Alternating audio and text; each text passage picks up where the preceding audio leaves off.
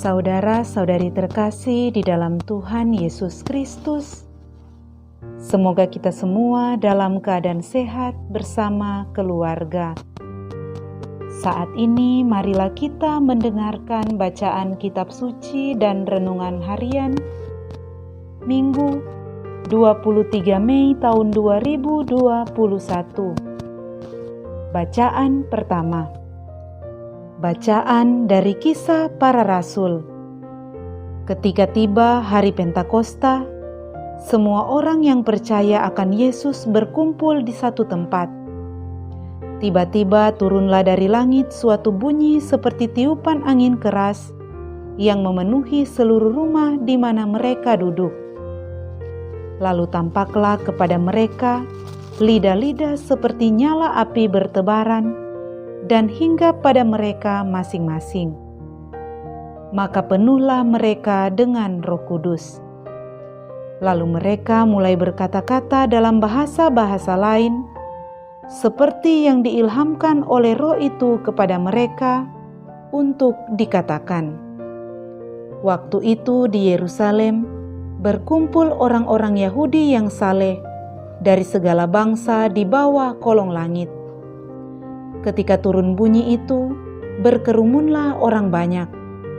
Mereka bingung karena masing-masing mendengar rasul-rasul itu berbicara dalam bahasa mereka. Mereka semua tercengang-cengang dan heran lalu berkata, "Bukankah semua yang berbicara itu orang Galilea? Bagaimana mungkin kita masing-masing mendengar mereka berbicara dalam bahasa kita sendiri, yaitu bahasa yang kita pakai di negeri asal kita? Kita orang Partia, Media, Elam, kita penduduk Mesopotamia, Yudea dan Kapadokia, Pontus dan Asia, Frigia dan Pamfilia, Mesir dan daerah-daerah Libya yang berdekatan dengan Kirene, pendatang-pendatang dari Roma, baik orang Yahudi maupun penganut agama Yahudi, orang Kreta dan orang Arab. Kita semua mendengar mereka berbicara dalam bahasa kita sendiri tentang perbuatan-perbuatan besar yang dilakukan oleh Allah." Demikianlah sabda Tuhan. Syukur kepada Allah. Bacaan kedua.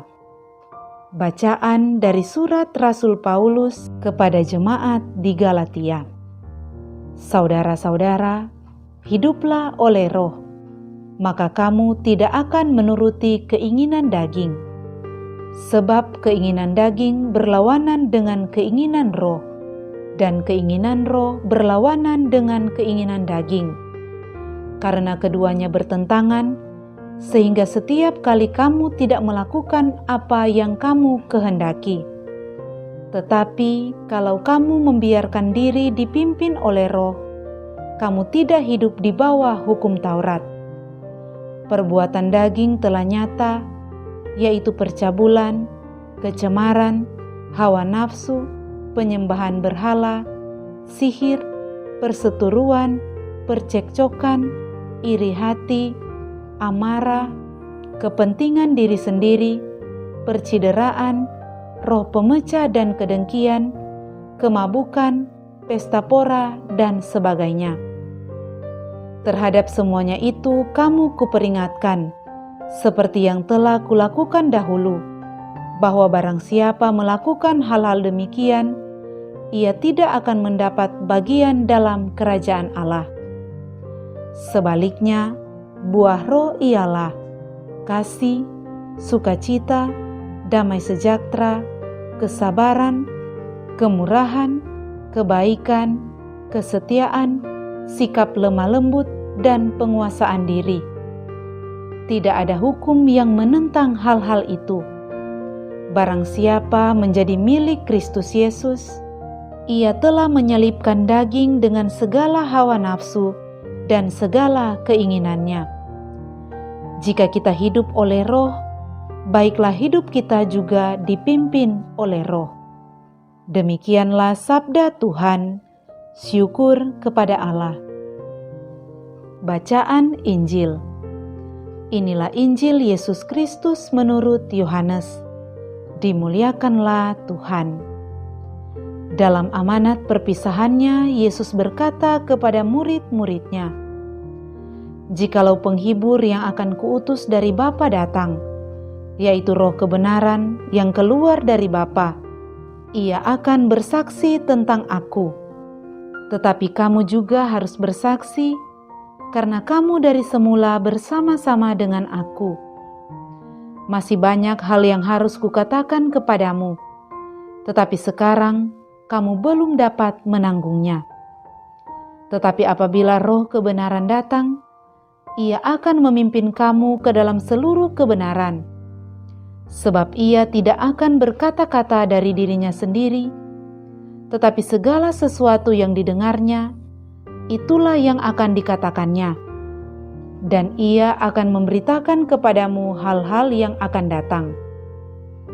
Ia akan memuliakan Aku, sebab Ia akan memberitakan kepadamu apa yang Dia terima daripadaku. Segala sesuatu yang Bapa punya adalah kepunyaanku. Sebab itu Aku berkata, Ia akan memberitakan kepadamu apa yang Dia terima daripadaku." Demikianlah Injil Tuhan. Terpujilah Kristus. Saudara-saudari terkasih di dalam Tuhan Yesus Kristus, renungan kita di saat ini diberi judul Menjadi Duta Roh Kudus. Saudara-saudari terkasih, selamat merayakan Hari Raya Pentakosta bagi kita semua. Pada hari ini sebagai umat beriman, kita sama-sama merayakan Hari Raya Pentakosta, hari ke-50 setelah Paskah, hari turunnya Roh Kudus atas para rasul. Kata Pentakosta berasal dari kata Yunani Pentekoste, artinya hari ke-50 atau pekan ke-7. Gereja awal atau gereja sesudah kebangkitan Kristus pada zaman para rasul merayakan pesta ini untuk pertama kalinya pada hari raya Pentakosta, 50 hari setelah Yesus bangkit, saat Roh Kudus dicurahkan ke atas para rasul. Saat itu, sebagaimana dilukiskan pada bacaan pertama dalam Kisah Para Rasul, para murid bagaikan orang yang berkabung.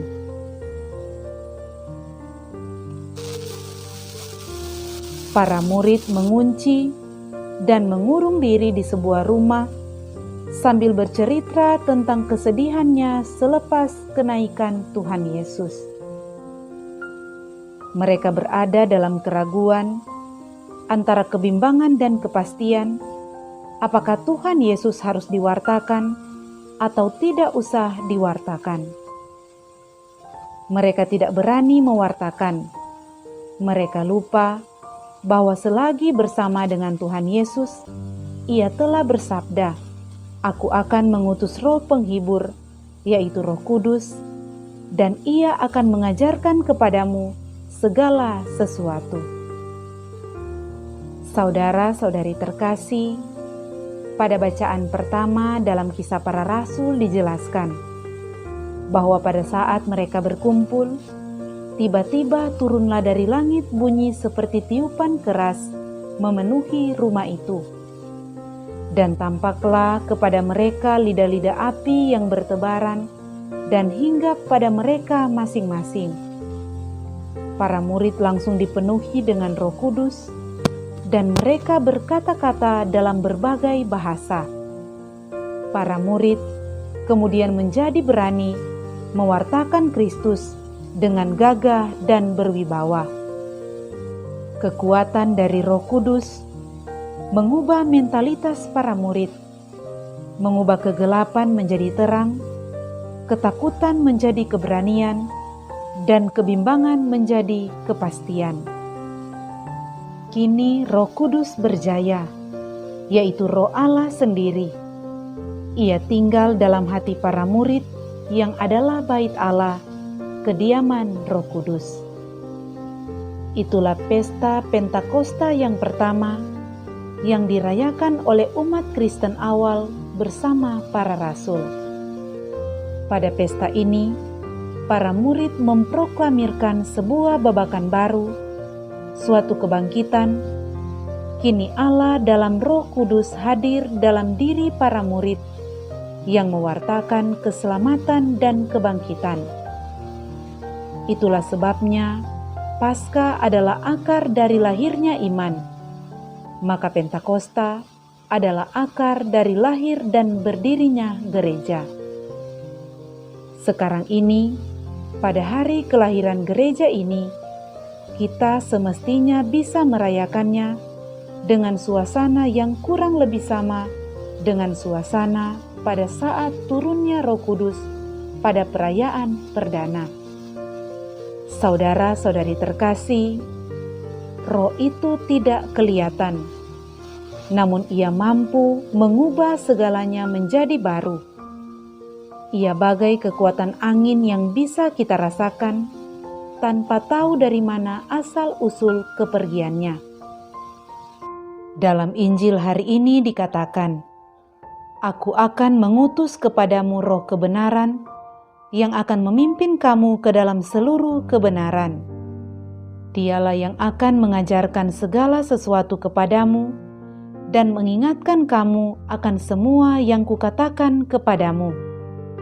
Saudara-saudari terkasih, dalam surat Rasul Paulus kepada jemaat di Galatia, kita bisa melihat Roh bekerja dalam diri mereka yang mengusahakan kasih, kegembiraan, damai, kesabaran, keramahan, kebaikan, kejujuran, kelembutan, dan penguasaan diri.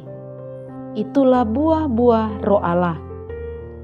Akan tetapi, Roh tidak bekerja dalam sikap yang mengusahakan permusuhan, pertikaian, amarah, iri hati, dendam, dan hawa nafsu.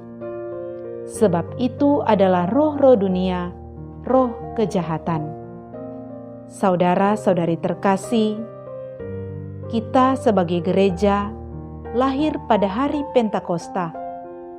Berarti kita lahir karena buah-buah Roh. Maka seharusnya lah kita tampil menjadi pembawa buah-buah Roh dalam kehidupan kita. Kita dipanggil untuk membawa Roh pemersatu kepada seluruh masyarakat, walaupun kita berbeda bahasa, budaya, ras, maupun latar belakang kehidupan. Gereja diutus untuk membentuk suatu umat baru, suatu persekutuan yang dijiwai oleh Roh, menghayati kehadiran Roh, memberi kesaksian tentang Roh. Gereja berwibawa bukan karena dirinya, tapi karena karya Roh Kudus. Kehadiran Roh Kudus adalah kehadiran dalam rangka pelayanan bagi karya keselamatan Allah dalam Kristus. Dalam Roh Kudus itu akan membuat kita senantiasa mengingat Kristus dan setia kepadanya. Oleh karena itu, kita dipanggil untuk menghadirkan Roh Allah, baik dalam kehidupan keluarga kita, gereja, maupun masyarakat kita. Kita menjadi pantulan-pantulan Roh Kudus, menjadi duta Roh Kudus dalam kehidupan kita sehari-hari. Saudara-saudari terkasih, oleh karena itu marilah kita berseru dan berdoa. Datanglah ya Roh Kudus, penuhilah hati umat-Mu, dan nyalakanlah di dalamnya api cinta-Mu, dan baharuilah seluruh muka bumi. Semoga demikian. Amin.